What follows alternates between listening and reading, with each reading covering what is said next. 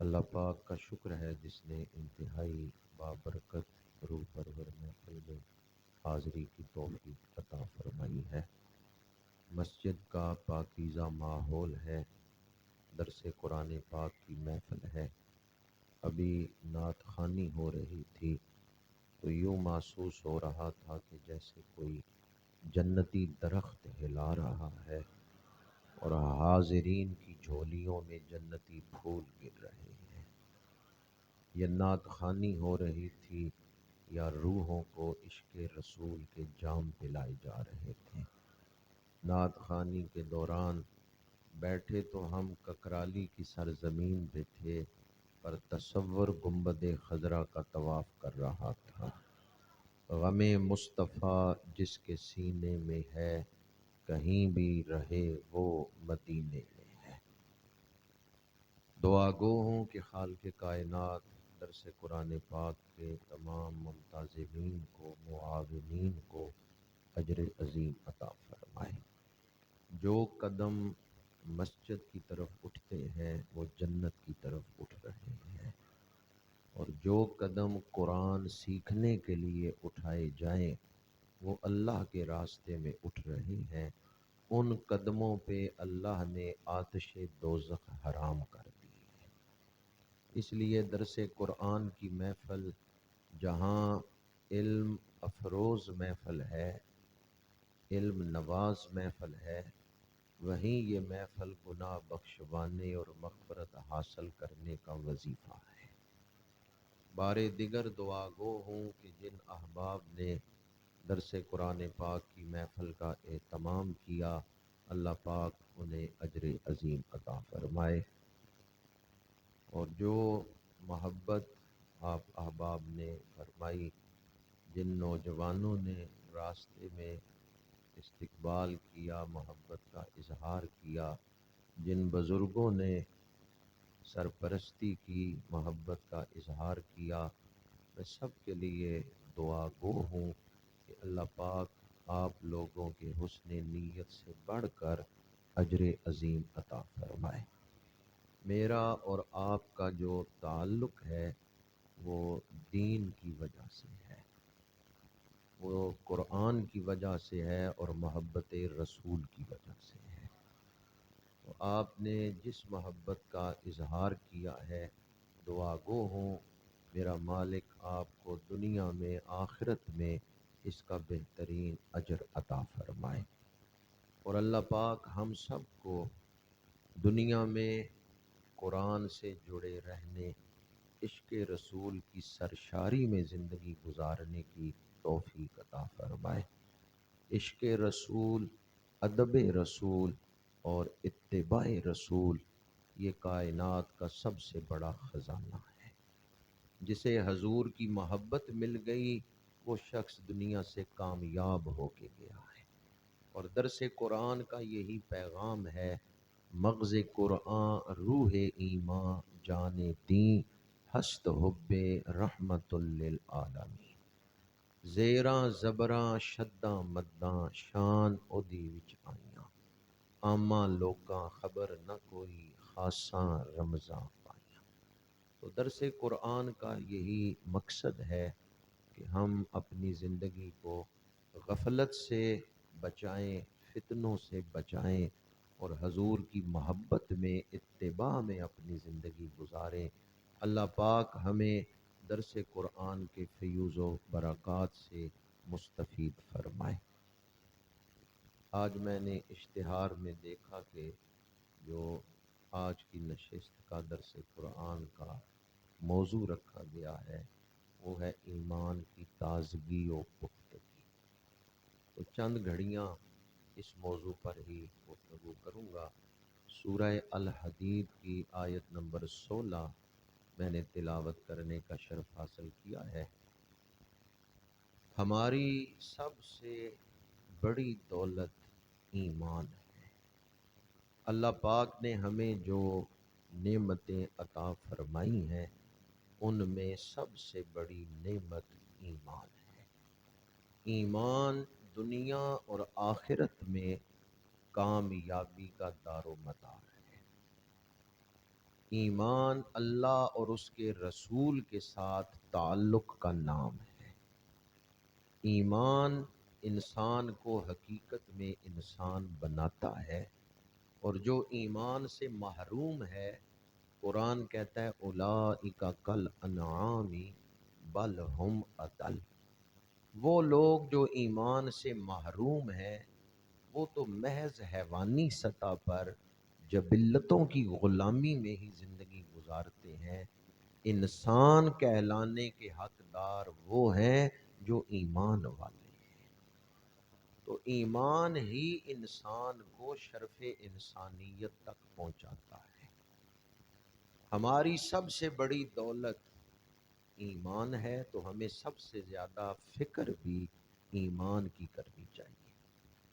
اعلیٰ حضرت نے فتاوی رضویہ میں لکھا ہے کہ جس شخص کو ایمان پر خاتمے کی فکر نہ ہو، اس حوالے سے وہ بے پرواہ ہو، تو خطرہ ہے کہ کہیں وہ ایمان کے ڈاکوؤں کے ہاتھ نہ چڑھ جائے اور ایمان ضائع نہ کر بیٹھے۔ اس لیے اعلیٰ حضرت نے فتاوی رضویہ میں لکھا ہے کہ ایمان پر خاتمے کی فکر کرنی چاہیے۔ انبیاء کرام معصوم ہیں، انبیاء گناہ نہیں کر سکتے، اور اس حوالے سے انبیاء کو کوئی پریشانی نہیں ہوتی کہ کہیں ایمان ضائع نہ ہو جائے۔ یہ ہمیں فکر ہوتی ہے، انبیاء کو اس کی کوئی پریشانی نہیں ہوتی۔ عقائد کی بنیادی کتابوں میں یہ بات درج ہے کہ اللہ نے نبوت دے کے واپس نہیں لی، اللہ نبوت دے کے واپس نہیں لیتا۔ اس لیے انبیاء تو اعلیٰ درجے میں حفاظت الہیہ میں ہوتے ہیں۔ اس کے باوجود حضرت یوسف علیہ السلام کی دعا ہے قرآن پاک میں، توفنی مسلما والحقنی بالصالحین۔ یہ دعا حضرت یوسف علیہ السلام نے مانگ کر امت کو سکھایا ہے کہ رب سے یہ چیز مانگا کرو کہ الہی جب میرا وصال ہو تو اس حال میں کہ میں کامل مسلمان ہوں۔ پانی پرن سہیلیاں تے رنگا رنگ کڑے، پریا اسی دا جانیے جس دا تو چڑھے۔ ایمان سیکھنا چاہیے کہ ایمان کہتے کسے ہیں، ایمان چیز کیا ہے۔ ایمان زبان سے الفاظ کی ادائیگی کا نام نہیں ہے، ایمان ایک حقیقت کا نام ہے۔ اگر دل کے اندر وہ حقیقت موجود نہیں، وَمِنَ النَّاسِ مَن يَقُولُ آمَنَّا بِاللَّهِ وَبِالْيَوْمِ الْآخِرِ وَمَا هُمْ بِمُؤْمِنِينَ، تو زبان سے کئی لوگ کہتے ہیں ہم مومن ہیں۔ پہلے پارہ کا سورہ بقرہ کا دوسرا رکوع ہے جس میں اللہ نے فرمایا وہ زبان سے کہتے ہیں ہم مومن ہیں، حالانکہ وہ مومن نہیں۔ کیوں مومن نہیں؟ ان کے اندر ایمان نہیں۔ تو ایمان سیکھنا چاہیے کہ ایمان ہے کیا چیز۔ اس حوالے سے ایک دو بنیادی باتیں آپ کے سامنے بیان کر رہا ہوں۔ پہلی بات تو یہ ہے کہ ایمان مرکب نہیں، بسیط ہے۔ مرکب وہ ہوتا ہے جس کے حصے ہو سکتے ہیں، اجزاء ہو سکتے ہیں، اور بسیط وہ ہوتا ہے جو رہتا ہے تو سارا ہی رہتا ہے، جاتا ہے تو سارا ہی جاتا ہے، اس کے حصے نہیں ہو سکتے، اجزاء نہیں ہو سکتے۔ کسی کے پاس 1000 روپیہ ہے، اس نے 200 خرچ دیا تو 800 بچ گیا، یہ ہے مرکب۔ کسی کے پاس 10,000 روپے ہے، 2000 خرچ دیا، 8000 بچ گیا، یہ تو اجزاء والا ہے جس کے حصے ہو سکتے ہیں، یہ مرکب کی مثال ہے۔ لیکن بسیط وہ ہے جس کے اجزاء نہیں ہو سکتے، حصے نہیں ہو سکتے، وہ رہتا ہے تو سارا ہی رہتا ہے، جاتا ہے تو سارا ہی جاتا ہے۔ اگر ضروریات دین میں سے کسی ایک چیز کا بھی انکار کر دیں تو سارا ایمان ضائع ہو جاتا ہے۔ اگر کوئی آدمی ضروریات دین میں سے 98% کو تو مانتا ہے، لیکن وہ کہتا ہے میں صرف حضرت جبریل کو نہیں مانتا، صرف حضرت جبریل کا منکر ہے، تو اس کا سارا ہی ایمان ضائع ہو جائے گا۔ کیوں؟ جبریل کا ذکر تو قرآن میں ہے، جبریل کا ذکر تو قرآن پاک میں ہے۔ اب کوئی یہ نہ کہے بھئی دیکھیں جی یہ اللہ کو بھی مانتا ہے، رسول کو بھی مانتا ہے، قیامت کو بھی مانتا ہے، باقی نبیوں کو بھی مانتا ہے، تقدیر کو بھی مانتا ہے، صرف جبریل کو نہیں مانتا، تو 98% ایمان بچ جانا چاہیے، 2% ضائع ہو جائے۔ ایسا ہو سکتا ہے؟ چونکہ ایمان بسیط ہے، رہتا ہے تو سارا ہی رہتا ہے، جاتا ہے تو سارا ہی جاتا ہے۔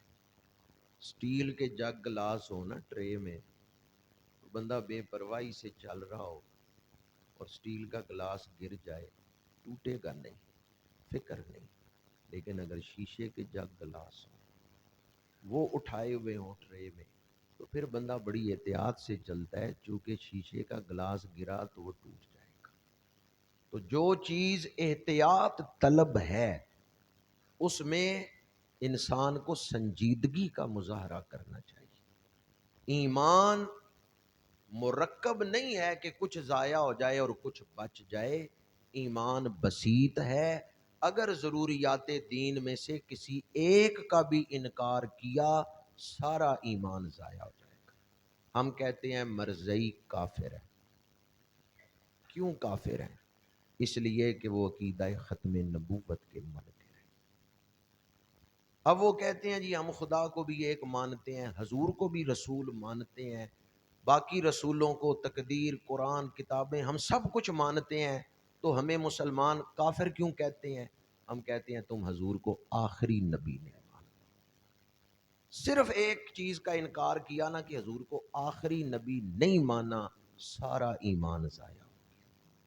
تو پہلی بات جو میں نے آپ کے سامنے بیان کی ہے، ضروریات دین کو سیکھیں کہ مشتملات ایمان کیا ہے۔ دوسری بات، ایمان تصدیق قلبی کا نام ہے۔ دل جس بات پر جم جائے، دل جس بات پر یقین کر رہا ہو، وہی انسان کا عقیدہ ہے۔ وہ جو یقین ہے نا، یقین، وہی ایمان ہے۔ وَبِالْآخِرَةِ هُمْ یوقنون، وہ آخرت پر یقین رکھتے ہیں۔ ایمان صرف زبان سے اظہار کا نام نہیں، بلکہ اقرار باللسان و تصدیق بالقلب، دل کی تصدیق کا نام ایمان ہے۔ خرد نے کہہ بھی دیا لا الہ تو کیا حاصل، دل و نگاہ مسلمان نہیں تو کچھ بھی نہیں۔ ایمان کا جو مقام ہے، جہاں ایمان رہتا ہے، وہ انسان کا دل ہے۔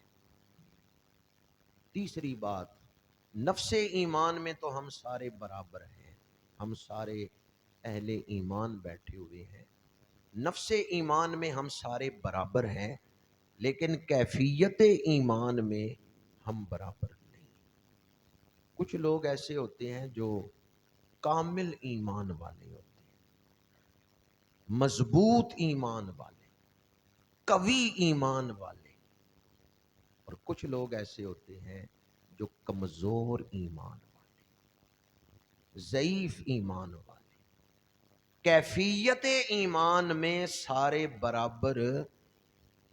ایک مومن وہ ہے جس کی کبھی تہجد بھی قضا نہیں ہوئی، دوسرا مومن وہ ہے جس کی 5 نمازیں بھی پوری نہیں۔ تو کیا اب کیفیت ایمان میں یہ دونوں برابر ہیں؟ ایک کا ایمان اتنا قوی ہے اور مضبوط ہے کہ وہ اسے رات نیند کی حالت میں جھنجھوڑتا ہے کہ اٹھو تہجد پڑھو، آنکھ کھلتی ہے تو وہ بندہ بستر کو چھوڑ کے تہجد کے مصلے پہ آ جاتا ہے۔ لیکن دوسرا وہ ہے، دن کا وقت ہے، کام بھی کوئی نہیں، فارغ بیٹھا ہے، موبائل چلا رہا ہے، اذان بھی سنی ہے، نماز نہیں پڑھ رہا۔ ایک سو کے اٹھا، بستر چھوڑا، رات کا وقت تھا، اور فرض بھی نہیں، نفل ہے۔ تہجد نماز فرض ہے یا نفل ہے؟ ایک کا ایمان اتنا مضبوط ہے جو نوافل کے لیے اٹھا رہا ہے، دوسرے کا ایمان اتنا کمزور ہے کہ وہ فارغ بیٹھا ہے، کھیل میں مصروف ہے، فرض نماز بھی نہیں پڑھ رہا۔ تو کیفیت ایمان میں سارے برابر نہیں، ایمان بڑھتا بھی ہے، ایمان گھٹتا بھی ہے۔ اس لیے ہمیں فکر کرنی چاہیے کہ میرا ایمان بڑھ رہا ہے یا گھٹ رہا ہے، یا تو ایمان بڑھ رہا ہے یا گھٹ رہا ہے۔ اب میرے سامنے مختلف عمروں کے لوگ بیٹھے ہیں، کوئی 40 سال گزار چکا ہے ایمان پر، کوئی 50 سال ایمان پر گزار چکا ہے۔ تو اگر 40 سال ایمان بڑھتا رہتا تو آج وہ مومن کتنا بڑا متقی بن چکا ہوتا۔ اور اگر 40 سال ایمان پہ گزارے ہیں پر ابھی تک غفلت نہیں دور ہوئی تو اس کا مطلب ہے ایمان بڑھ نہیں رہا۔ جب بڑھ نہیں رہا تو پھر غور کریں کہیں گھٹ تو نہیں رہا۔ کتنی عمر آپ ایمان پر گزار چکے ہیں اس کو سامنے رکھیں، پھر اپنے ایمان کی کیفیت کو دیکھیں۔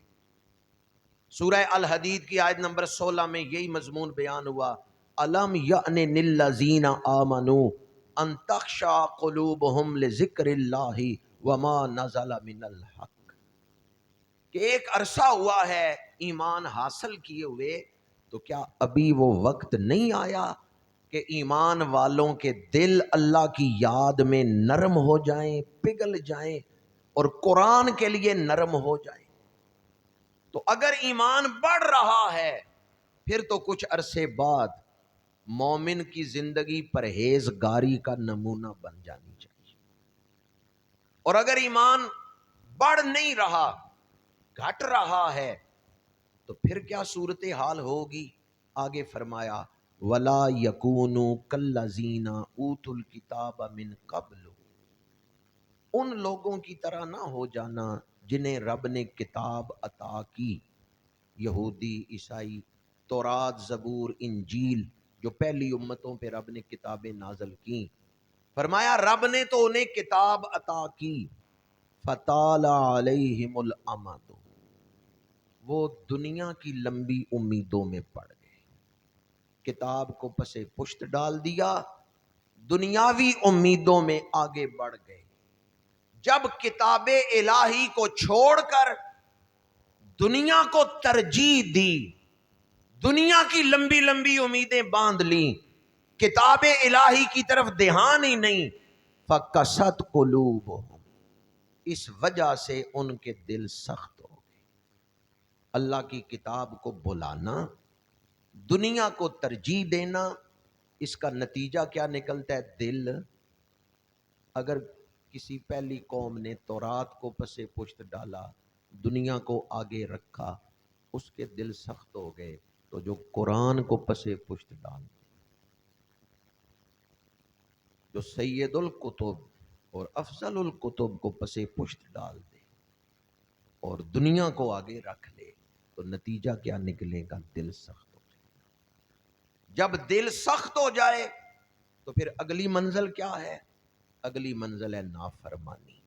وَكَثِيرٌ مِّنْهُمْ فَاسِقُونَ، جنہوں نے اللہ کی دی ہوئی کتاب کی قدر نہیں کی، کتاب کے حقوق نہیں ادا کیے، اللہ کی نازل کردہ کتاب سے تعلق نہیں جوڑا، اللہ کی نازل کردہ کتاب کی روشنی میں زندگی نہیں گزار رہے، ان کے دل ہو گئے سخت، اور جب دل سخت ہو گئے تو پھر ان کی زندگی میں اللہ کی نافرمانی آ گئی، وہ اللہ کے حکم کی پرواہ ہی نہیں کرتے، نصیحت ان پر اثر ہی نہیں کرتی۔ جب ایمان گھٹتا ہے نا تو گھٹتے گھٹتے اس مقام پر آ جاتا ہے کہ بندے کا دل ہدایت کو قبول نہیں کرتا، نصیحت کو قبول نہیں کرتا۔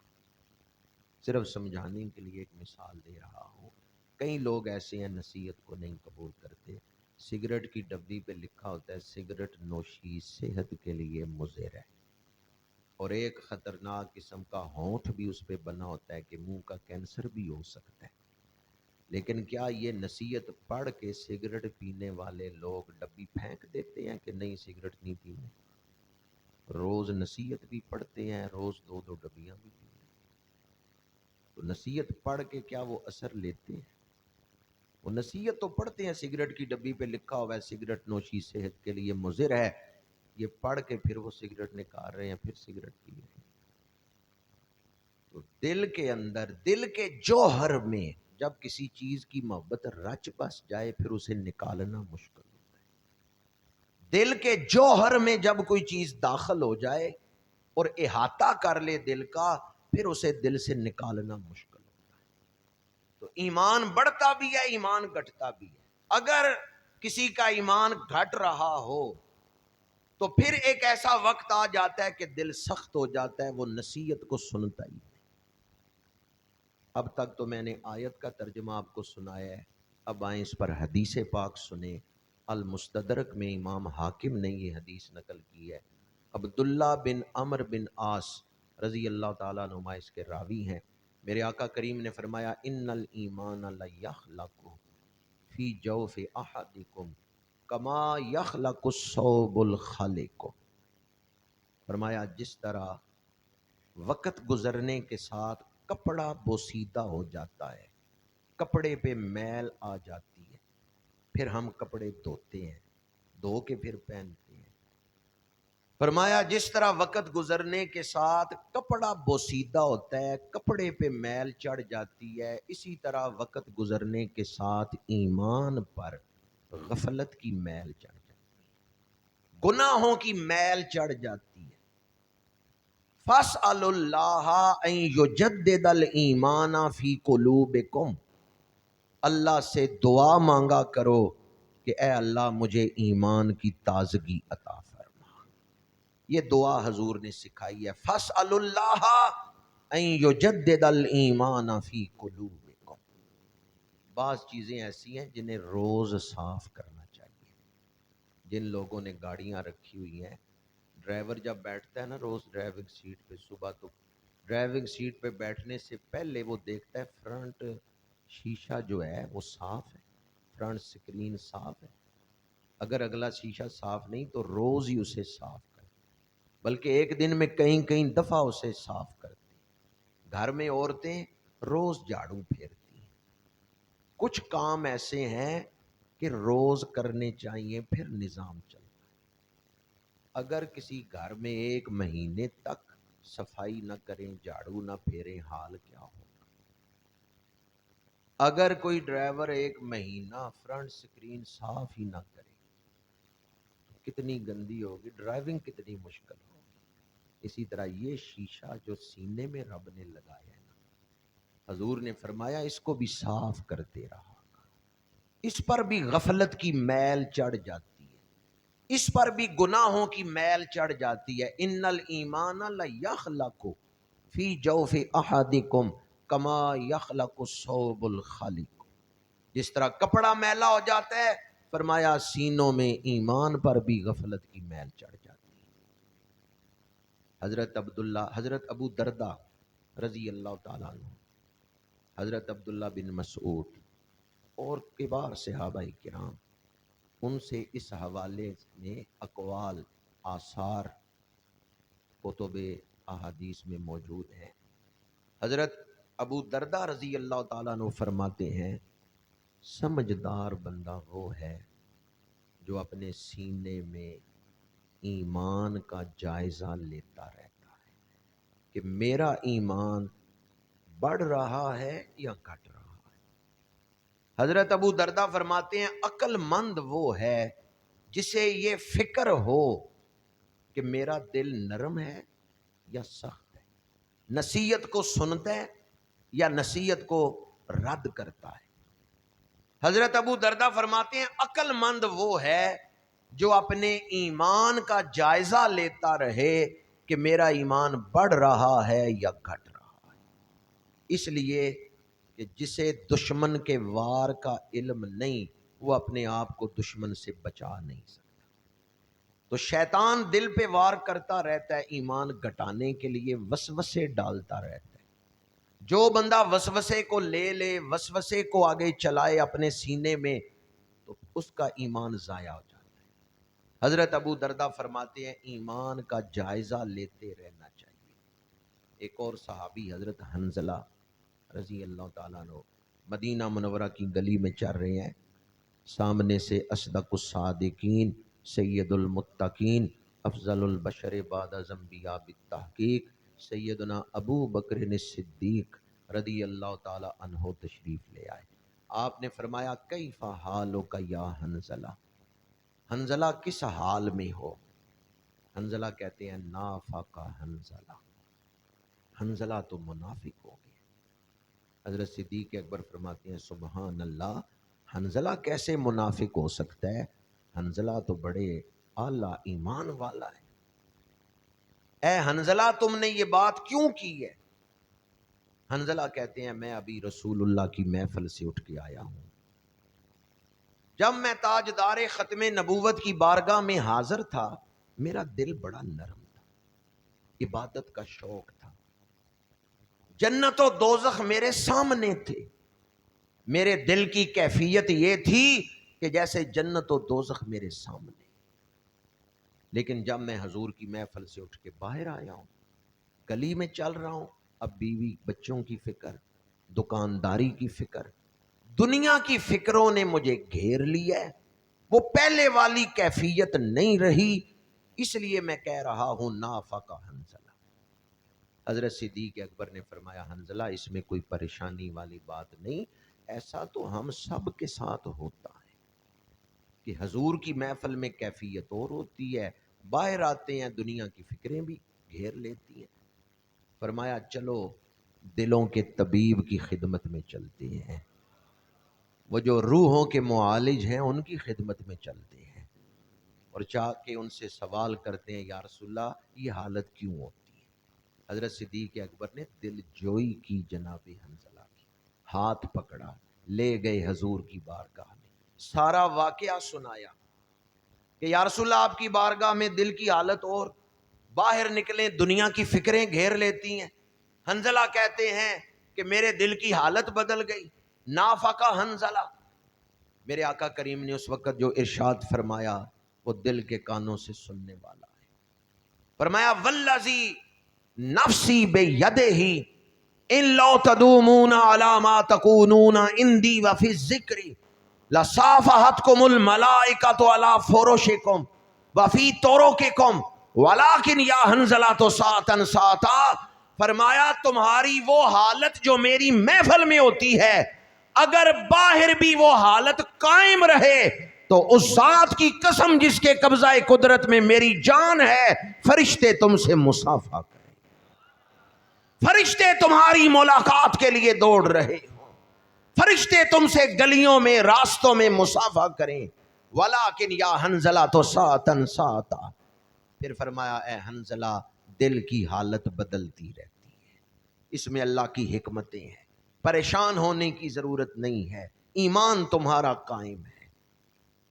تو یہ حدیث میں نے آپ کو اس لیے سنائی کہ صحابہ کتنی فکر کرتے تھے، صحابہ اپنے باطن کا جائزہ کتنی گہرائی سے لیتے تھے۔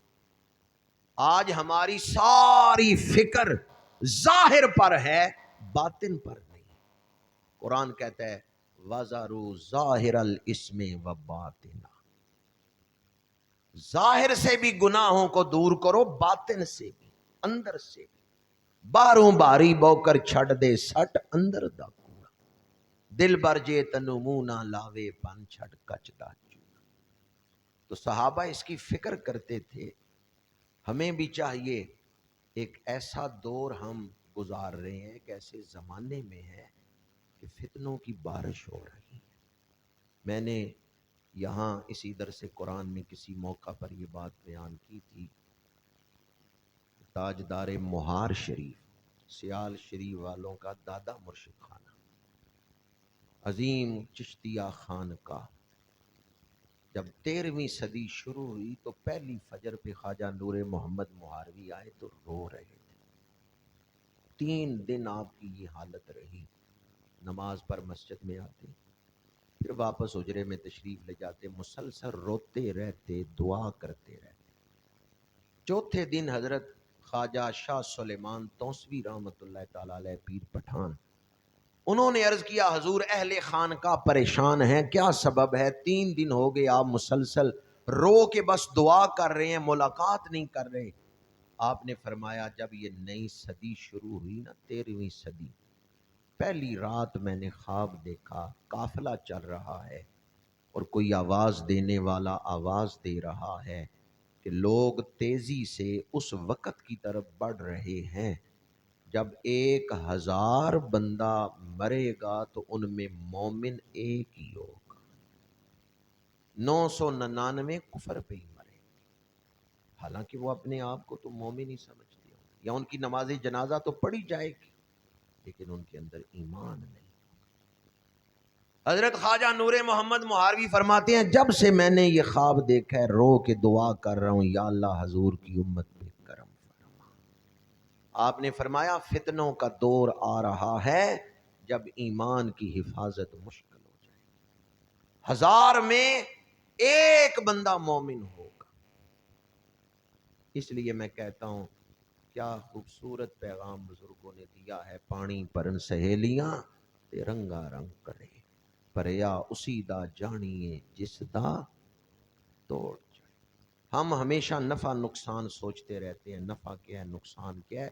جو بندہ دنیا سے ایمان لے کے گیا کامیاب ہو، وہ نفع میں ہے۔ جو ایمان نہیں لے کے گیا وہ ناکام ہو گیا، وہ برباد ہو گیا۔ سب سے بڑا نفع ایمان ہے۔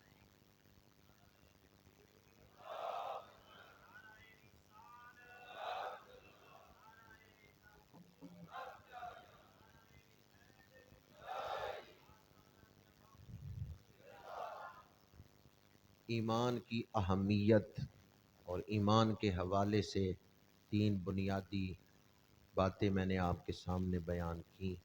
اب جو موضوع ہے کہ ایمان کی تازگی کیسے حاصل ہو سکتی ہے، اس کے لیے ایک وظیفہ تو میں بیان کر چکا ہوں المستدرک کے حوالے سے، کہ میرے آقا کریم نے فرمایا رب سے دعا مانگا کرو، فَاسْأَلُوا اللَّهَ أَن يُجَدِّدَ الْإِيمَانَ فِي قُلُوبِكُمْ، اے اللہ ہمیں ایمان کی تازگی عطا فرما۔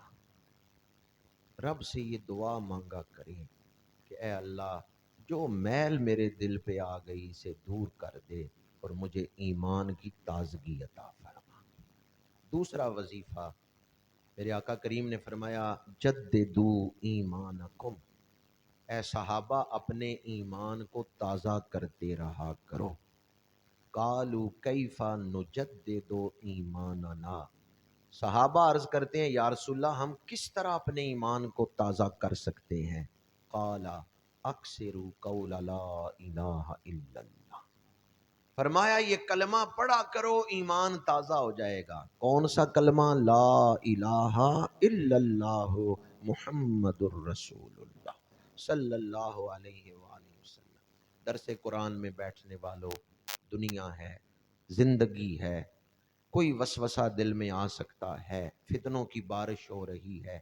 جب بھی کوئی کمزور خیال آئے نا، جب بھی کوئی گھٹکیا خیال آئے، کوئی وسوسہ آئے، فوراً کلمہ پڑھ لیا کرے، لا الہ الا اللہ محمد الرسول اللہ۔ جب بھی اپنے سینے میں کوئی اندھیرا محسوس کریں کلمہ پڑھ لیا کریں۔ اللہ کے نبی نے یہ وظیفہ بتایا ہے کہ کلمہ پڑھا کرو ایمان تازہ ہو جائے گا۔ مسند امام احمد میں حدیث پاک ہے، ایک جگہ کچھ صحابہ بیٹھے ہوئے تھے، میرے آقا تشریف لائے اور آتے ہی فرمایا سارے اپنے ہی بیٹھے ہوئے ہیں، کوئی بیگانہ تو نہیں۔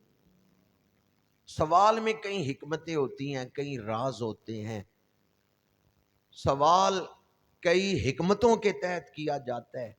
جب حضور نے فرمایا نا سارے اپنے ہی بیٹھے ہیں، تو صحابہ عرض کرتے ہیں یا رسول اللہ سارے زلف واللیل کے اسیر ہی بیٹھے ہیں، سارے رخ والضحا کے دیوانے ہی بیٹھے ہیں، کوئی بیگانہ نہیں بیٹھا۔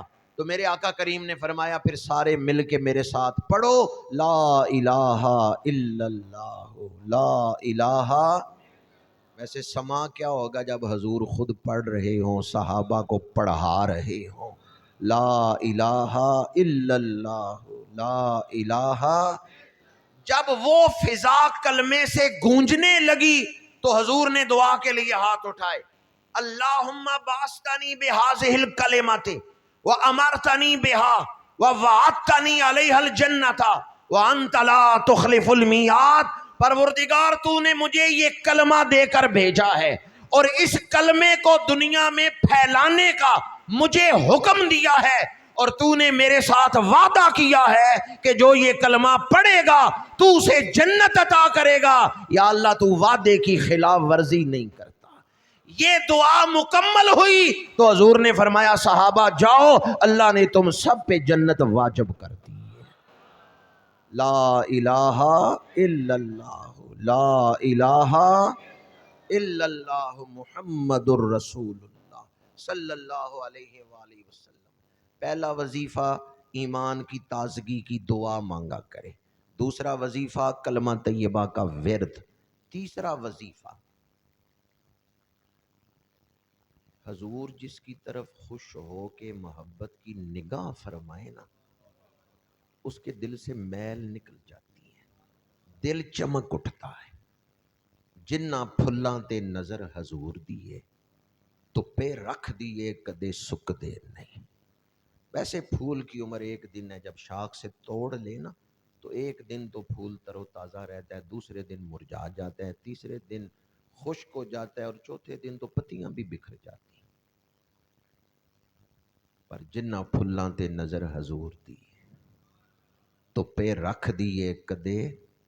ये तो मैं पंजाबी में तर्जमा सुना रहा हूँ, आला हजरत ने लिखा है जिस तरफ उठ गई दम में दम आ गया उस निगाहे इनायत पे लाखों सलाम। मैं आप सबको देख रहा हूँ लेकिन सबको एक नज़र से नहीं देख रहा। मैं सफ़ेद दाढ़ी वाले बुजुर्गों को अदब एहतराम की नज़र से देख रहा हूँ, मैं इन छोटे बच्चों को शफकत की नज़र से देख रहा हूँ, मैं अपने हम उम्र उलमा को बाहमी मोहब्बत की नज़र से देख रहा हूँ।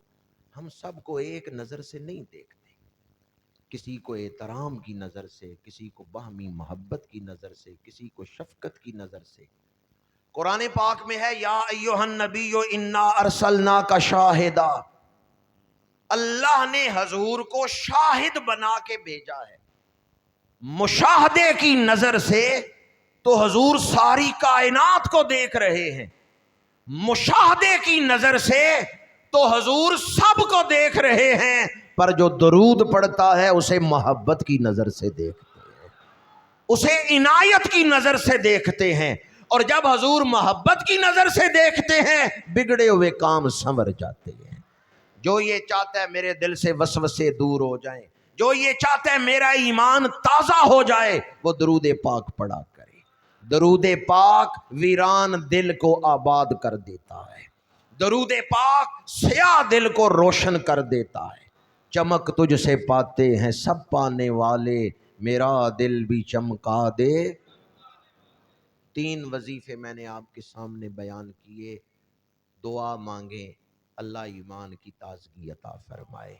दूसरा वजीफा कलमा तैयबा। तीसरा वजीफा दरूद पाक। चौथा वजीफा अल मुसन्नफ ले इब्ने अबी शैबा, उसमें ये रवायत है हज़रत मुआज़ बिन जबल रज़ी अल्लाह ताला अन्हो, आप किसी सहाबी से फरमाते इजलिस बिना नुमिनु सातन, आओ मिल के बैठते हैं और ईमान ताज़ा करते हैं। हज़रत फारूक आज़म भी फरमाते थे सहाबा को तालो नज़दादो ईमाना, आओ मिल के बैठते हैं, अल्लाह और उसके रसूल का जिक्र करते हैं और अपना ईमान बढ़ाते हैं। इससे पता चलता है नेकों की सोहबत से ईमान तरोताज़ा हो जाता है। वो लोग जिनके दिल में ईमान तरोताज़ा है उनके पास बैठने से ईमान तरोताज़ा हो जाता है। अल्लाह और उसके रसूल का जिक्र मजलिस में करें, ईमान ताज़ा हो जाता है। सोहबते साले तोरा साले कुनत, सोहबते ताले तोरा ताले कुनत। नेकों की सोहबत नेक बना देती है, बुरों की सोहबत बुरा बना। इब्ने माजा की हदीस पाक है, मेरे आका करीम ने फरमाया इन्ना मिनन नासी मफातीह लिल खैर मगाली का लिशर। मेरे आका करीम ने फरमाया कुछ लोग ऐसे हैं جو نیکی کی کنجیاں ہیں، برائی کے تالے ہیں۔ ذرا غور کریں حضور نے کیا فرمایا ہے۔ فرمایا کچھ لوگ ایسے ہیں جو نیکی کی کنجی، برائی کے تالے۔ مطلب کیا ہے؟ کچھ لوگ ایسے ہیں ان کے پاس بیٹھے نا، دل کرتا ہے نیکیاں کرنے کو، دل کرتا ہے نیکی کی زندگی گزارنے کو، اور برائیاں چھوڑ دینے کو دل کرتا ہے۔ وہ برائی کا تالا ہے، نیکی کی کنجی ہے۔ اور اسی حدیث میں آگے فرمایا وَإِنَّ مِنَ النَّاسِ مَفَاتِيحَ لِلشَّرِّ مَغَالِيقَ لِلْخَيْرِ۔ کچھ لوگ ایسے ہیں جو شر کی کنجی ہیں اور خیر کا تالا ہے، یعنی ان کے پاس بیٹھو دل کرتا ہے گناہ کرنے کو اور نیکی کرنے کو دل نہیں کرتا۔ اب ذرا دل کی کھڑکیاں کھول کے حدیث کے اگلے الفاظ سنیں، ابن ماجہ کی حدیث پاک، طوبیٰ لمن جعل اللہ مفاتیح الخیر علی یدیہ۔ اللہ کے نبی فرماتے ہیں اسے مبارک ہو جسے رب نے نیکی کی کنجی بنا دیا ہے۔ وَوَيْلٌ لِمَنْ جَعَلَ اللَّهُ مَفَاتِيحَ الشَّرِّ عَلَى يَدَيْهِ۔ فرمایا وہ ہلاک ہو گیا جسے رب نے گناہوں کی چابی بنا دیا ہے۔ اب اپنا جائزہ خود لے لیں کہ میرے پاس بیٹھنے والوں پہ نیکی کا رنگ چڑھتا ہے یا برائی کا رنگ چڑھتا ہے۔ اپنا جائزہ ہم خود لے سکتے ہیں کہ میری صحبت کا اثر کیا ہے۔ یا پھر دوسرا اس حدیث پاک پر غور کرنے کا ایک انداز یہ بھی ہے کہ ہمیں اپنی دوستیاں، اپنے تعلق نیکوں کے ساتھ رکھنے چاہیے تو ایمان تازہ ہوگا۔ کچھ لوگ نیکی کی کنجیاں اور برائی کے تالے ہوتے ہیں، اور کچھ برائی کی کنجیاں اور نیکی کے تالے۔ اگر آپ کو بظاہر اپنے معاشرے میں کوئی ایسا فرد نہ ملے جس کے پاس بیٹھنے سے دل سے برائی نکل جائے اور نیکی آ جائے، کوئی ایسا شخص اگر نہیں ملتا، حالانکہ موجود ہر دور میں ہوتے ہیں، لوڑن والا ریا نہ خالی تے لوڑ کیتی جس پکی۔ لیکن اگر کسی کی لوڑ ابھی کچی ہے اور نہیں تلاش کر سکا تو ایک اور آسان وظیفہ بتا رہا ہوں، جو کامل اولیاء گزرے ہیں ان ولیوں کی قبروں پہ حاضری دیں، انشاءاللہ ایمان تازہ ہو جائے گا۔ جب کسی ولی کی روح سے بندہ مانوس ہوتا ہے، ان کے روزے پہ حاضری دیتا ہے، تو وہ بھی خوش ہو کے توجہ فرماتے ہیں، وہ بھی دعا فرماتے ہیں۔ جب آپ کی طرف سے ایصال ثواب کا تحفہ پہنچتا ہے تو وہ ولی بھی دعا فرماتے ہیں۔ اولیاء اللہ کے مزارات پر باقاعدگی سے حاضری دینے سے دل کی میل اتر جاتی ہے اور ایمان کی تازگی نصیب ہوتی ہے۔ چوتھا وظیفہ جو ایمان کی تازگی کا میں نے بیان کیا ہے وہ نیکوں کی صحبت ہے۔ اگر بظاہر کوئی ایسا بندہ بھی نہیں مل رہا اور کسی ولی کی قبر بھی قریب نہیں ہے تو اولیاء اللہ کی کتابیں پڑھ لیں، داتا صاحب کی کشف المحجوب پڑھیں، امام غزالی کی احیاء علوم الدین پڑھیں، اعلیٰ حضرت کی تصنیفات دیکھ لیں، کسی کامل ولی کی تحریر پڑھیں، ان کی تحریروں میں بھی روحانیت ہے۔ پانچواں وظیفہ، چونکہ درس قرآن کا وقت اتنا نہیں ہے، پانچواں وظیفہ بیان کر رہا ہوں ایمان کی تازگی کا۔ وہ جو اہل ایمان، کامل ایمان والے ہم سے پہلے گزرے ہیں، ان کے حالات پڑھنے چاہیے، سننے چاہیے کہ وہ دنیا کے بازار سے کیسے گزرے ہیں، دنیا میں وہ بھی رہے تو انہوں نے زندگی کیسے گزاری ہے۔ صحابہ کے حالات پڑھیں، اہل بیت اطہار کی سیرتیں پڑھیں، اولیاء کاملین کی زندگیاں پڑھیں کہ وہ جو کامل ایمان والے گزرے ہیں انہوں نے دنیا میں کیسے زندگی گزاری۔ شاہ ولی اللہ لکھتے ہیں حکایات المشائخ جند من جنود اللہ، کہ اولیاء کرام کے حالات پڑھنے سے دل کی میل دور ہوتی ہے اور نیکی کے راستے پر چلنے کا جذبہ نصیب ہوتا ہے۔ اسلامی کیلنڈر کے اعتبار سے یہ مہینہ جمادی الاول کا مہینہ ہے جس میں ہم بیٹھے ہوئے ہیں۔ اس مہینے کا ایک خاص واقعہ ہے، وہ اہل اللہ کے ذکر کے حوالے سے یہ آپ کو سنا رہا ہوں کہ جس سے ایمان کو تازگی ملتی ہے۔ موتا کے میدان میں چند صحابہ شہید ہوئے ہیں۔ وہ شہادتیں اس مہینے میں جمادی الاول میں ہوئی۔ 3000 کا لشکر حضور نے بھیجا ہے، اور ادھر کافروں کی طرف سے 1,00,000 کا لشکر آیا تھا۔ موتا کے میدان میں 1,00,000 کے مقابلے میں 3,000 صحابہ کرام۔ جب حضور نے مدینہ منورہ سے لشکر بھیجا تو آپ نے فرمایا کہ پہلے امیر ہوں گے، سپہ سالار ہوں گے حضرت زید بن حارثہ۔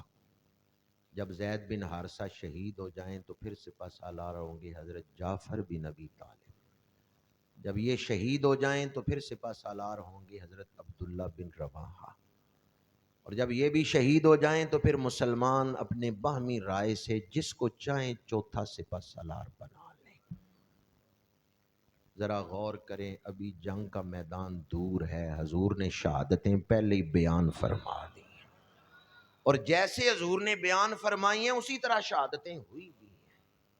جن کا نام لے کے فرمایا نا جب یہ شہید ہو جائے تو پھر فلاں سپہ سالار بنے، وہ سارے شہید ہو گئے۔ جو ہو چکا، جو ہو رہا ہے، جو ہوگا، اللہ نے ہر شے کا علم حضور کو عطا فرما دیا۔ سر عرش پر ہے تیری نظر، دل فرش پر ہے، سر عرش پر ہے تیری گزر، دل فرش پر ہے تیری نظر، ملکوت و ملک میں کیا ہے وہ جو تجھ پہ عیاں نہیں۔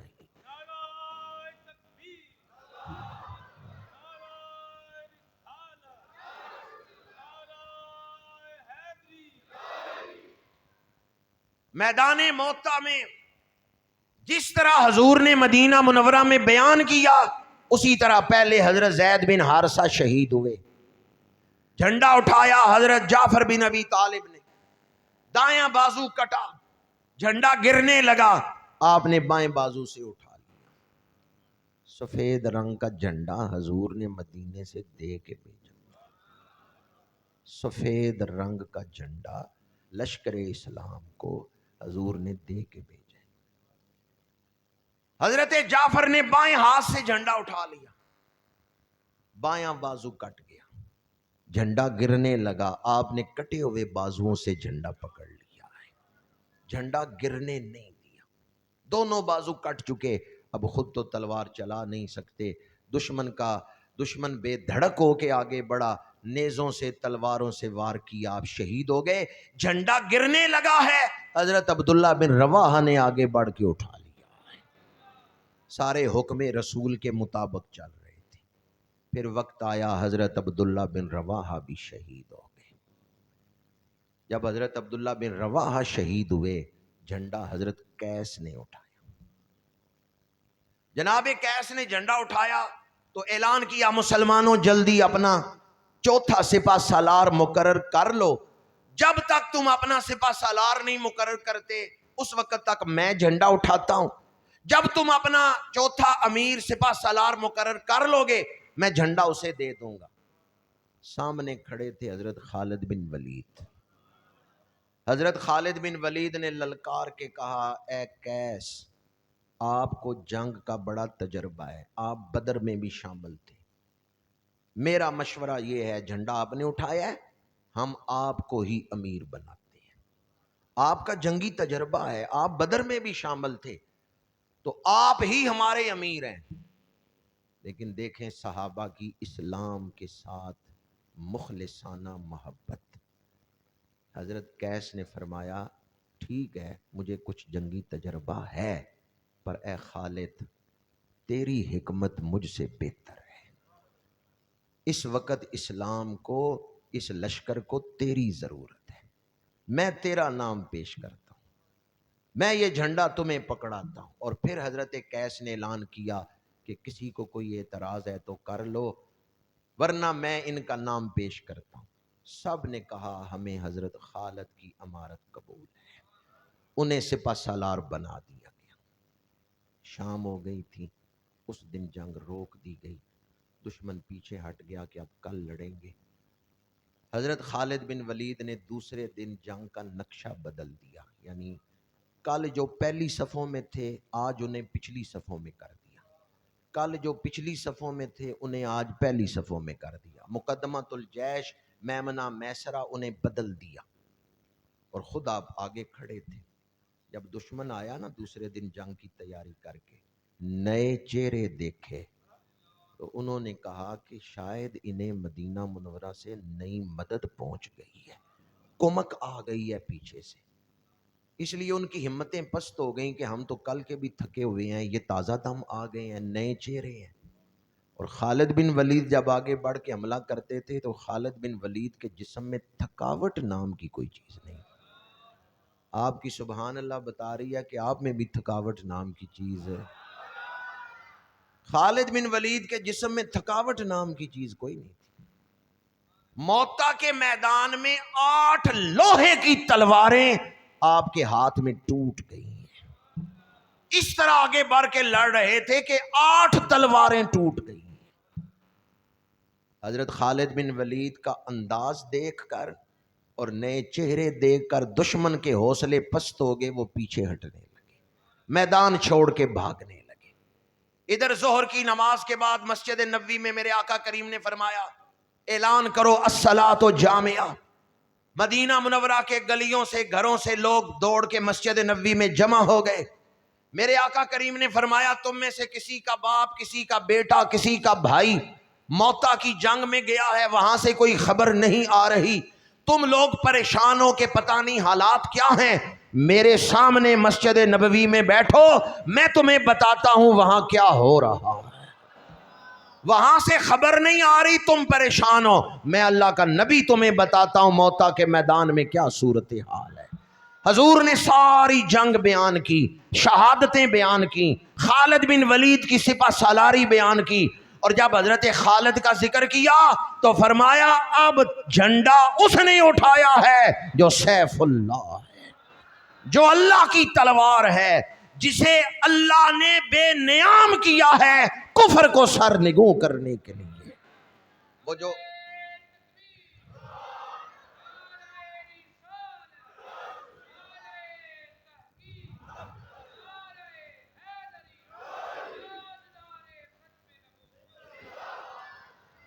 وہ 1,00,000 کی تعداد میں تھے وہ میدان چھوڑ کے بھاگ رہے ہیں، خالد بن ولید اپنے ساتھیوں کے ساتھ ان کا تعاقب کر رہے ہیں۔ میرے آقا مدینہ منورہ میں بیان فرما رہے ہیں، جب جنگ کا سارا منظر بیان فرما چکے، شہادتوں کا ذکر بھی حضور نے کر دیا، تو اب حضور تشریف لے گئے حضرت جعفر کے گھر۔ ان کی زوجہ ہیں حضرت اسماء بنت امیس رضی اللہ تعالی عنہا۔ انہوں نے بچوں کو تیار کیا ہے، خود گھر کے کام کاج کر رہی ہیں، بچے حضرت عبداللہ بن جعفر، محمد بن جعفر وہ کھیل رہے ہیں۔ حضور تشریف لائے، بازو پھیلائے، دونوں بچوں کو سینے سے لگایا اور شدت گریہ میں مبتلا ہوئے، اشکوں کی برسات لگ گئی۔ حضرت اسماء بنت امیس گھر کے کام کر رہی تھی، حضور کو آتے ہوئے دیکھا تھا، بچوں کو سینے لگاتے ہوئے دیکھا تھا، حضور تشریف لائے ہیں تو اب ان کی توجہ حضور ہی کی طرف تھی، لیکن جب دیکھا نا حضور رو رہے ہیں تو حضرت اسماء بنت امیس نے کام چھوڑ دیے، دوڑتی ہوئی آئیں، یا رسول اللہ آپ عبداللہ بن جعفر کو سینے سے لگا کے رو کیوں رہے ہیں؟ کہیں میرے بچے یتیم تو نہیں ہو گئے، کہیں جعفر شہید تو نہیں ہو گئے؟ میرے آقا کریم نے فرمایا تو ٹھیک سمجھی ہے، جعفر شہید ہو گیا ہے۔ جو ہی انہوں نے سنا نا جعفر شہید ہو گئے ہیں تو حضرت اسماء بنت امیس شدت گریہ، اشکوں کی برسات، رونے کی آواز بلند ہوئی۔ جب حضرت اسماء بنت امیس رو رہی ہے کہ میرے بچے یتیم ہو گئے، رونے کی آواز بلند ہوئی، تو میرے آقا کریم نے فرمایا لا تقولی حجرا ولا تضربی خدا، فرمایا روتے ہوئے زبان سے کوئی ایسا لفظ نہ نکالنا جو تقدیر الہی کا شکوہ، فرمایا روتے ہوئے تقدیر الہی کے شکوے والا کوئی لفظ نہ بولنا، ولا تضربی خدا، اور اپنا چہرہ نہ پیٹنا۔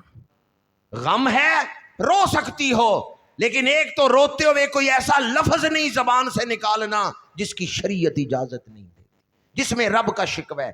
اور دوسرا چہرہ نہیں پیٹنا۔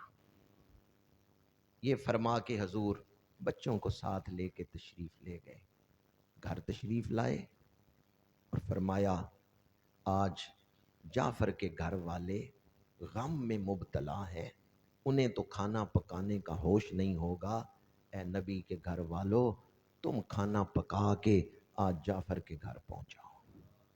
پھر حضور کے کاشانہ نبوت میں کھانا بنا ہے جو حضرت اسماء بنت امیس کے گھر پہنچایا گیا ہے۔ جس گھر مرگ ہو جائے ہمیں وہاں جا کے میت والے دن، جنازے والے دن کھانا نہیں کھانا چاہیے، بلکہ ہمیں وہاں کھانا پہنچانا چاہیے۔ گھر والے تو اپنے عزیز کی جدائی کے غم سے نڈھال ہیں، تو ہمیں ان کے لیے کھانا پکانا چاہیے، یہ جائے کہ ہم ان پر یہ بوجھ ڈال دیں کہ اپنے عزیز کا غم بھی کرو اور ہمارے لیے کھانا بھی بناؤ۔ 3 دن میرے آقا کریم صلی اللہ علیہ وآلہ وسلم نے یوں تو ہمیشہ ہی شفقتیں فرمائی ہیں، آپ یتیم یتیمہ تائیں ہاتھ سرے تے تردا، پر حضرت جعفر کے شہزادے حضور کے پاس ہی ہیں، حضور کھانے کے لیے تشریف فرما ہوتے ہیں، انہیں پاس بٹھاتے ہیں، اپنے ہاتھوں سے کھلا رہے ہیں۔ 3 دن گزر گئے، چوتھے دن حضور پھر تشریف لائے حضرت جعفر طیار کے گھر اور فرمایا اسماء اب میرے بھائی کو نہ رونا، حالانکہ بیوی کے لیے 4 مہینے 10 دن کا سوگ ہے، عدت ہے، لیکن یہ حضرت اسماء بنت امیس کی خاص انفرادی شان تھی۔ اور یوں بھی آپ لوگ اسلامی تعلیمات سے واقف ہوں گے کہ عام کوئی عزیز فوت ہو جائے تو شریعت کا حکم کیا ہے کہ سوگ کتنے دن کرنا ہے؟ 3 دن۔ دعائے مغفرت جب چاہیں کر سکتے ہیں، پورا سال جب چاہیں، لیکن جو غم منانا ہے، سوگ ہے، وہ 3 دن ہے۔ 3 دن گزر گئے ہیں، حضور تشریف لائے ہیں، حضرت اسماء بنت امیس کو چند نصیحتیں فرما رہے ہیں، تو اسماء بنت امیس پھر اسی رقت میں روتے ہوئے ان کی زبان سے نکلا یا رسول اللہ میرے بچے چھوٹے ہیں، یتیم ہو گئے ہیں، اب یہ ٹھوکریں کھائیں گے۔ جب انہوں نے اپنے بچوں کا ذکر کرتے ہوئے کہا نا ان کا باپ سر پہ نہیں رہا، باپ شہید ہو گیا ہے، بچے چھوٹے ہیں، تو دل تھام کے سنے میرے آقا نے کیا فرمایا ہے، رؤوف الرحیم نبی نے کیا فرمایا ہے، فرمایا خافین علیہا اولائے وَأَنَا وَلِيُّهُمْ فِي الدُّنْيَا وَالْآخِرَةِ، ان کی کیا فکر کرتی ہو جن کا دنیا میں بھی میں والی ہوں، آخرت میں بھی میں والی ہوں۔ مل گئے مصطفیٰ اور کیا چاہیے۔ فرمایا ان بچوں کی فکر نہ کرو، ان کی کیا فکر کرتی ہو جن کا میں دنیا میں بھی والی ہوں، آخرت میں بھی والی ہوں۔ یہ دن رات آنکھیں نم کس لیے ہیں، ہے غم خار آقا تو غم کس لیے ہے، گناہگار گھبرائے اب کون ہے ہمارا، تو سرکار بولے ہم کس لیے۔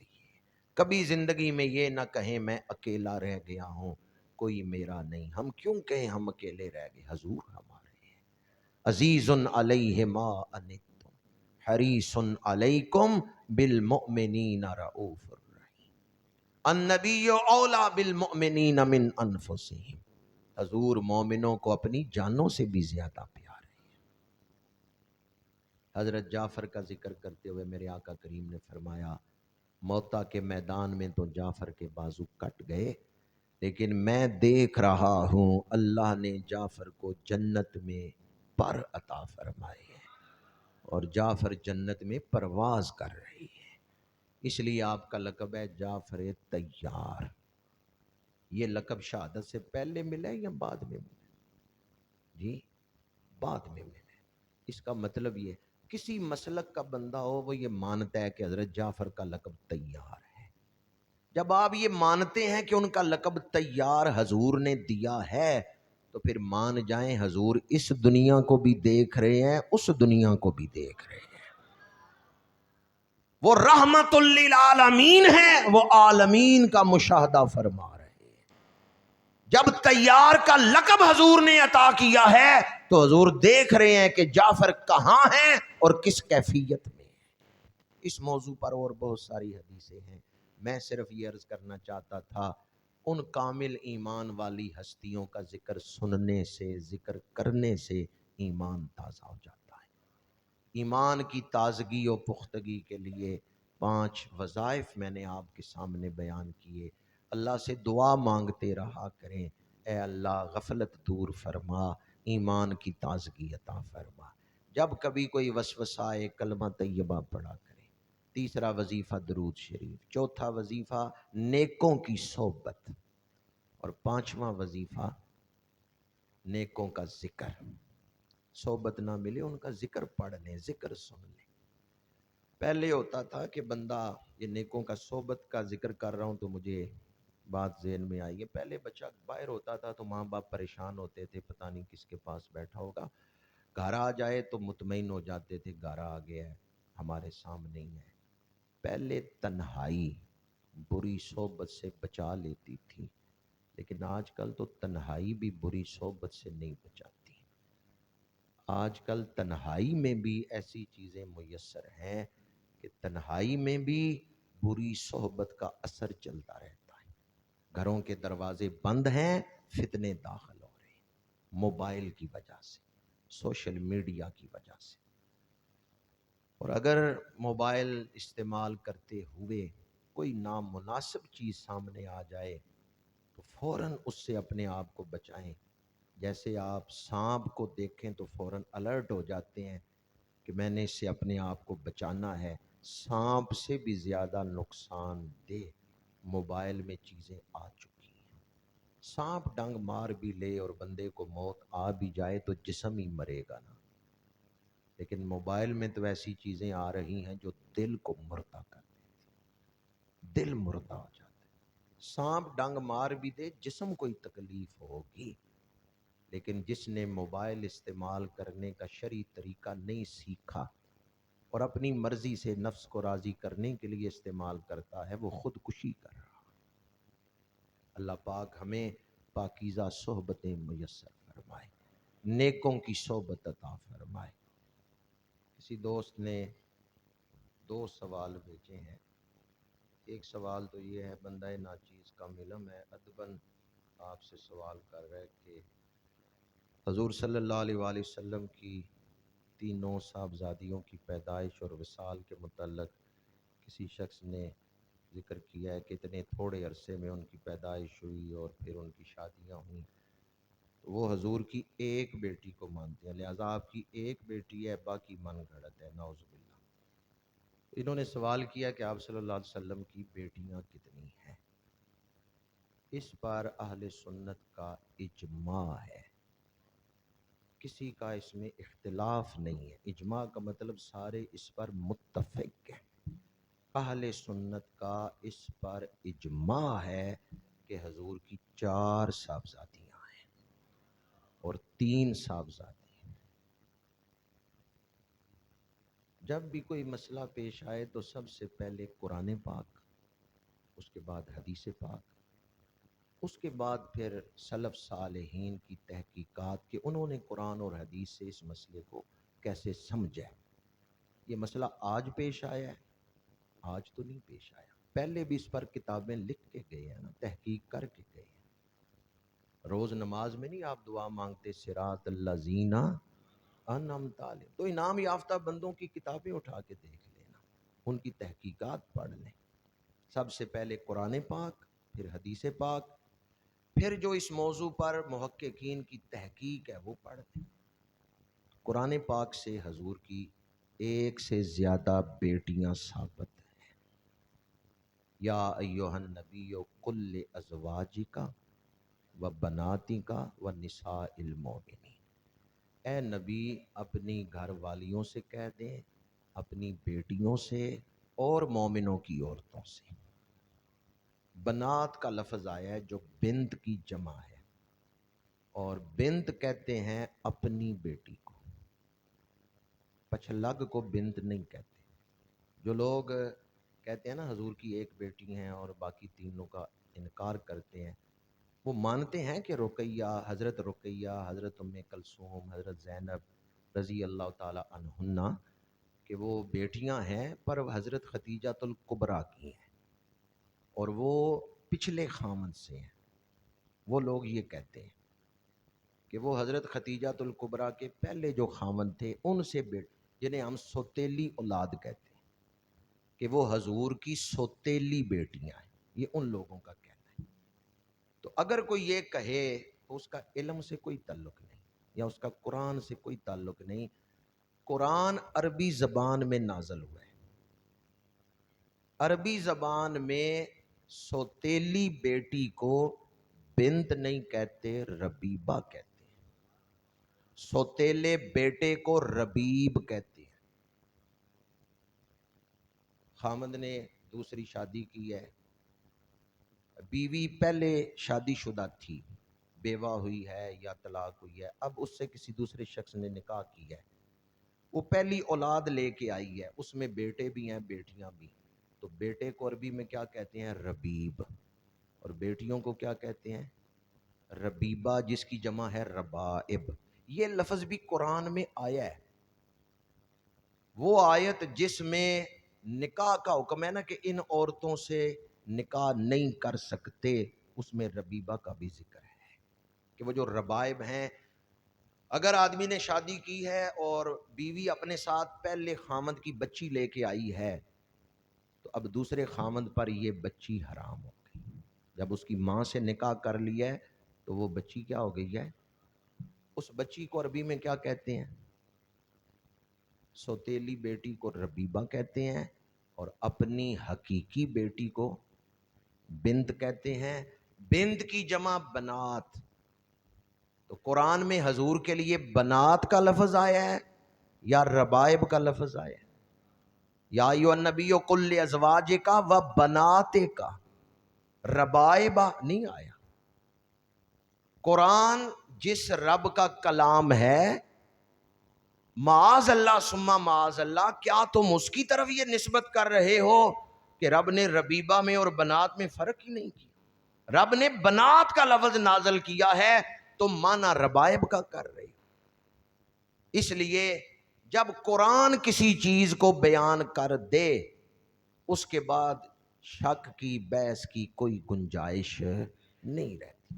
قرآن میں وہ سوتیلی اولاد والا لفظ نہیں آیا ربائب، بلکہ حقیقی اولاد والا اپنی بیٹیوں والا لفظ آیا ہے بنات۔ بنت کہتے ہیں ایک کو، اگر آپ کی ایک ہی رسول زادی ہوتی تو پھر لفظ ہوتا یا ایھا النبی قل لازواجک و بنتک، و بنتک، اور اپنی بیٹی سے فرمائے، لیکن لفظ ہے بناتک۔ اس سے ثابت ہوتا ہے، اور جمع کا لفظ جو ہے کم از کم 3 یا 3 سے زیادہ افراد کے لیے بولا جاتا ہے، اس لیے 3 سے زیادہ بیٹیاں قرآن کے اس لفظ سے ثابت ہیں۔ احادیث دیکھیں تو مجمع الزوائد میں حدیث ہے، محدث عبد الرزاق ان کی المصنف، یہ حدیث کی کتاب ہے، اس میں ذکر ہے، اور امام بخاری نے بھی اس پر حدیث نقل کی ہے، بخاری شریف۔ حدیث کی کتابوں میں بھی حضور کی بیٹیوں کا ذکر، حضرت ام المومنین سیدہ خدیجہ الکبریٰ رضی اللہ تعالی عنہا کے بطن سے حضور کی 4 بیٹیوں کا ذکر حدیث کی کتابوں میں بھی موجود ہے۔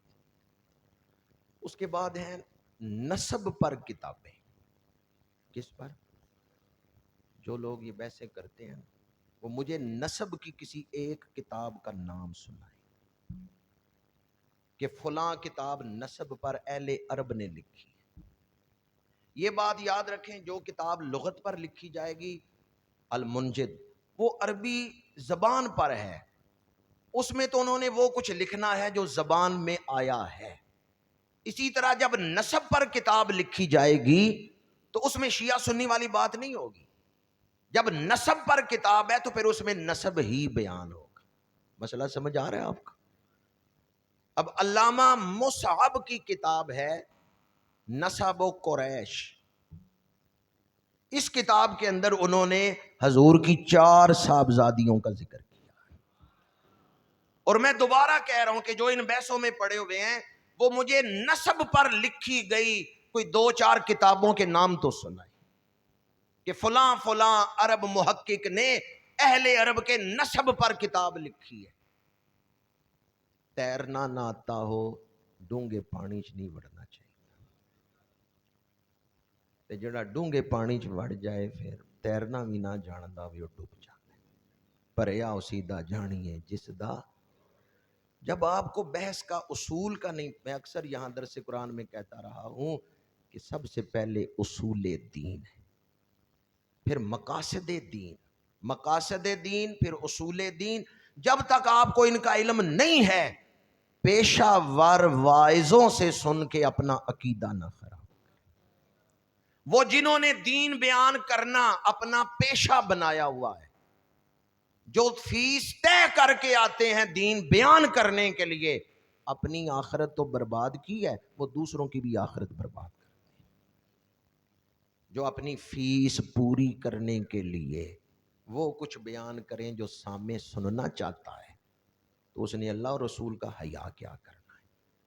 دین وہ بیان کرے گا جو اپنے سامعین کے ماتھے کی سلوٹیں نہ دیکھے۔ لوگ راضی ہوں ناراض ہوں، اللہ راضی ہونا چاہیے، اللہ کا رسول راضی ہونا چاہیے۔ لا یخافون لومۃ لائم۔ تو نسب پر جو کتابیں لکھی گئی ہیں نا، وہ انساب والی کتابیں اٹھا کے دیکھیں، انساب الاشراف اٹھا کے دیکھیں یا نسب و قریش اٹھا کے دیکھیں، ان میں آپ کو ملے گا علماء عرب نے جو نسب بیان کیے ہیں، ان میں جب حضور کا ذکر فرمایا ہے تو حضور کے ذکر میں آپ کی 4 بیٹیوں کا ذکر کیا ہے۔ اسی طرح جو اسماء اور رجال کی کتابیں ہیں، اسد الغابہ پڑھ لیں، الاستیاب پڑھ لیں، ان میں حضور کی 4 صاحبزادیوں کا ذکر مل جائے گا۔ تاریخ کی جو کتابیں ہیں، البدایہ والنہایہ پڑھ لیں اور دیگر کتابیں تاریخ کی پڑھ لیں، تاریخ کی کتابوں میں بھی حضور کی 4 صاحبزادیوں کا ذکر ہے۔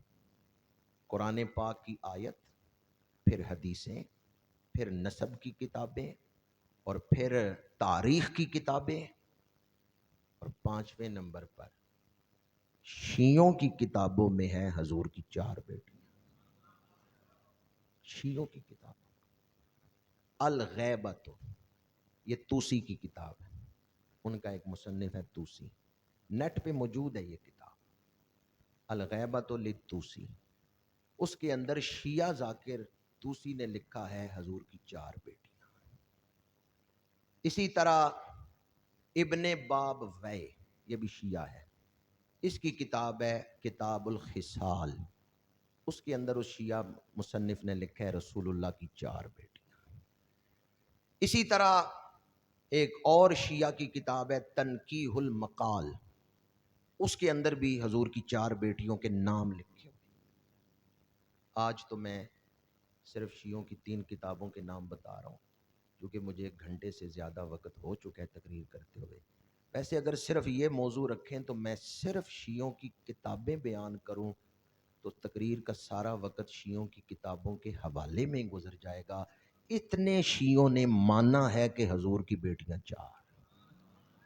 آپ نے کوئی 1-2 شیعہ سنا ہے نا جس نے کہہ دیا بھی بیٹی 1 ہے، باقی شیعوں کی کتابیں نہیں آپ نے پڑھی۔ مسئلہ سمجھ آیا آپ؟ وہ ایک بدبخت جو پیشہ ور واعظ ہے ان کا، اس کو سن کے آپ نے سارے شیعوں کا یہ عقیدہ سمجھ لیا۔ شیعوں کی 3 کتابوں کے تو ابھی میں نے حوالے دیے، اور ویسے اگر صرف یہ موضوع ہو درس قرآن کا، صرف میں شیعوں کی کتابوں کے حوالے دوں، درس قرآن کا سارا وقت گزر جائے، شیعوں کی کتابیں اس سے زیادہ ہیں جن میں شیعوں نے مانا ہے حضور کی 4 بیٹیاں۔ اب بھی اگر کسی کے دل سے یہ وسوسہ نہ جائے تو پھر اللہ کا خاص فضل ہی ہے، ورنہ بعض اوقات دلیل مل جاتی ہے ہدایت۔ کہتے ہیں جی 25 سال کی عمر میں آپ کی شادی ہوئی، نکاح ہوا، اور پھر آپ کی 4 صاحبزادیاں ہوئیں، اور پھر ان کی شادیاں ہوئیں، پھر ان کی طلاقیں ہوئیں، یہ 40 سال تک کیسے ہو گیا؟ تو بی بی پاک کے حوالے سے سیدہ نساء العالمین مخدومہ کائنات، ان کے یہ بارے میں تو ہے کہ حضور کے اعلان نبوت کے بعد ولادت ہوئی ہے یا 40 سال کی عمر پاک میں ولادت ہوئی ہے۔ باقی 3 کیسے اتنے عرصے میں ولادت ہو گئی، شادیاں ہو گئیں، طلاقیں ہو گئیں؟ طلاقیں نہیں ہوئیں، وہ بعد میں ہوئی ہیں جب حضور نے اعلان نبوت فرمایا ہے۔ پھر ابو لہب نے جب بے ادبی کی تھی، پھر اس نے اپنے بیٹوں سے کہا تھا، اور وہ جو نکاح کا ذکر ہے وہ نکاح ہوئے ہیں نا، رشتہ طے ہوا ہے، رخصتی ثابت کریں کہ رخصتی بھی ہوئی ہے۔ مسئلہ سمجھ آئے؟ ہمارے ہاں تو بچی پیدا ہوتی ہے تو ہم کہہ دیتے ہیں یہ اپنے بڑے بھائی کے بیٹے کو دے دی، حالانکہ بچی کی عمر کتنی ہے، وہ پیدا ہوتی ہے تو منسوب کر دیتے ہیں۔ اس طرح وہ رشتہ تو ہوا لیکن رخصتی بھی ثابت کرے۔ یہ جو 25 سال کی عمر میں نکاح ہے، شیعوں کی کتاب سے حوالہ دے رہا ہوں، الکافی، ابو جعفر ابن یعقوب کلینی، شیعہ ذاکر نے لکھا ہے کہ 20 سال سے زیادہ عمر تھی آپ کی جب آپ کا ام المومنین خدیجہ الکبریٰ رضی اللہ تعالیٰ عنہ سے نکاح ہے۔ شیعہ ذاکر نے کیا لکھا ہے، کتنی عمر تھی؟ 21 بھی ہو سکتی ہے، 22 بھی ہو سکتی ہے۔ پہلے میں نے کتاب کا نام لیا پھر آپ کو بات ان کی سنائی۔ تو ان کے نزدیک 20 سال کی عمر کے بعد بھی شادی ثابت ہے، 21-22 سال کی عمر میں بھی ان کے نزدیک نکاح ثابت ہے۔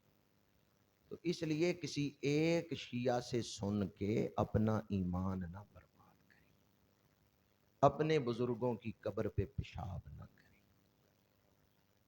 آپ کے بزرگوں نے کوئی موضوع چھوڑا نہیں جس پر انہوں نے تسلی بخش حوالوں سے کتابیں نہ لکھی ہوں۔ اگر کوئی صرف اعلیٰ حضرت شاہ احمد رضا خان بریلوی کو پڑھ لینا، وہ ان فتنوں سے بچ سکتا ہے۔ اور یہ جملہ تو میں نے سینکڑوں بار تقریروں میں بولا ہے، آنکھیں بند کر کے بریلی کے تاجدار کے پیچھے چلتے رہو، وہ تمہیں رافضیت سے بھی بچا لیں گے، ناصبیت سے بھی بچا لیں گے، سیدھے مدینہ منورہ لے کے جائیں گے۔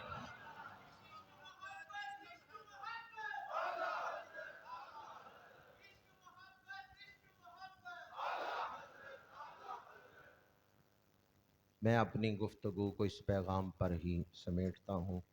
1 گھنٹہ 20 منٹ، اس سے کچھ وقت زیادہ ہو چکا ہے مجھے گفتگو کرتے ہوئے۔ ایک انہوں نے اس سوال یہ بھی کیا ہے کہ کیا گھر میں علم رکھنا جائز ہے؟ تو من تشبہ بقوم فہو منہم، جو کسی قوم سے مشابہت اختیار کرتا ہے وہ ان میں گنا جاتا ہے، وہ ان میں شمار ہوتا ہے۔ جن کے ساتھ مشابہت ان کے ساتھ ہی آخرت۔ آپ جن کے ساتھ مشابہت اختیار کریں گے ان کے ساتھ ہی شمار ہوں گے۔ یہ جو علم ہے، جو مروج ہے، یہ نشانی ہے صحابہ کی گستاخی کی، یہ نشانی ہے الوہیت کی گستاخی کی۔ آج کل جو لوگ عقیدہ رکھتے ہیں، صرف صحابہ کی بے ادبی نہیں ہے بلکہ خدا کی بھی توہین ہے۔ مجھے یاد ہے یہاں درس قرآن میں میں نے چند ماہ پہلے بیان کیا تھا، جب شام کے اندر اسرائیل داخل ہوا اور کچھ شام کے لوگوں نے اسرائیل کے لیے جھنڈے لگائے، اسرائیل کے جھنڈے لگائے، تو ان کا تعلق جس جماعت کے ساتھ تھا، ان کے نزدیک امام 12 نہیں بلکہ امامت کا سلسلہ جاری ہے۔ تو ان کے ہاں جو 16واں امام ہے نا، ان کو وہ کہتے ہیں 16ویں امام کو کہ یہ خدا ہے جو ہمارے 16ویں امام کی شکل میں آیا ہے۔ پاکستان میں زیادہ شیعہ اثنا عشری ہیں جو 12 امام مانتے ہیں۔ ویسے جو اسماعیلی ہیں ان کا اس وقت 50واں امام ہے، نام سنا ہوگا آپ نے اسماعیلی شیعہ۔ یہ جو اسماعیلی ہیں ان کا اس وقت 50واں امام ہے، 49واں پیچھے فوت ہوا ہے 1-2 سال پہلے، اب ان کا 50واں امام چل رہا ہے۔ تو وہاں شام میں شیعوں کی ایک قسم ہے، ان کا جو 16واں امام تھا اس کو وہ کہتے ہیں یہ خدا ہے جو اس شکل میں آ گیا ہے۔ اب انہوں نے کہیں حلال حرام کر دیے، حرام کو حلال کر دیا، اس لیے خدا کی بھی توہین ان کے ہاں پائی جاتی ہے، رسول اللہ کی بھی توہین پائی جاتی ہے، رسول اللہ کی بھی بے ادبیاں۔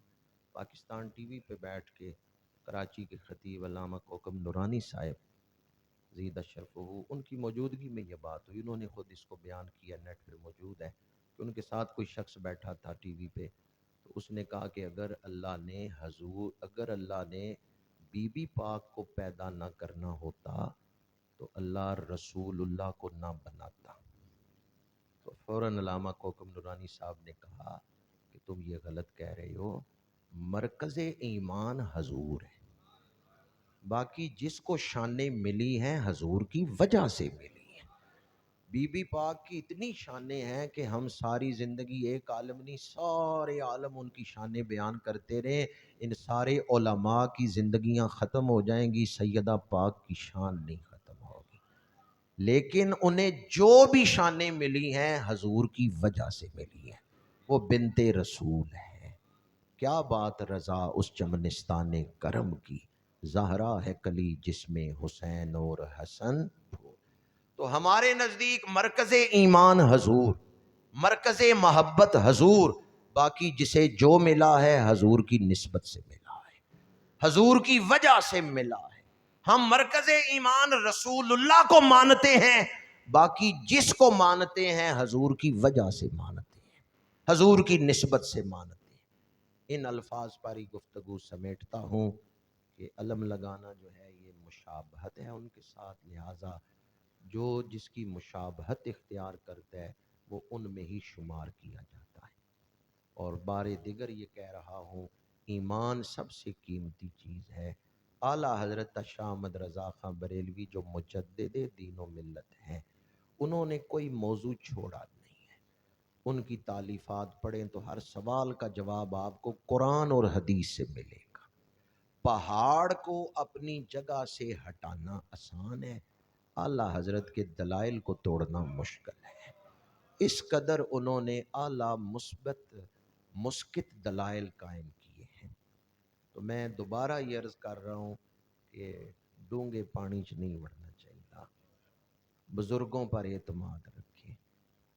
الحمدللہ ہم سائیوں والے ہیں، ہم داتا گنج بخش علی حجویری کو ماننے والے ہیں، ہم خواجہ معین الدین چشتی اجمیری کو ماننے والے ہیں، ہم امام ربانی مجدد الف ثانی کو ماننے والے ہیں، اور ہم تاجدار گولڑا اعلیٰ حضرت پیر سید مہر علی شاہ گولڑوی کو ماننے والے ہیں۔ تاجدار گولڑا کے فتاوی پڑھ کے دیکھ لیں، اور یہ بات میں بلا خوف تردید کہہ رہا ہوں، کسی میں جرت نہیں اس کی تردید کر سکے۔ تاجدار گولڑا نے بھی یہ سارے اختلافی مسائل اہل سنت کے عقیدے کے مطابق انتہائی شاندار طریقے سے بیان فرمائے۔ کوئی صرف نام نہ لے اعلیٰ حضرت تاجدار گولڑا کا، بلکہ ان کی کتابیں پڑھے تو پھر دل روشن ہوگا، پھر پتہ چلے گا تاجدار گولڑا نے لکھا کیا ہے۔ تاجدار گولڑا امت مسلمہ کا سرمایہ ہے، ان کے فتاوی پڑھ کے دیکھیں، تاجدار گولڑا نے اہل سنت و جماعت کے پرچم کو بلند کیا ہے، قرآن اور حدیث سے اہل سنت و جماعت کے عقیدے کو ثابت فرمایا ہے۔ آج ان الفاظ پہ گفتگو سمیٹ رہا ہوں، اللہ بزرگوں کے نقش قدم پر قائم رہنے کی توفیق عطا فرمائے۔ وآخر دعوانا ان الحمدللہ۔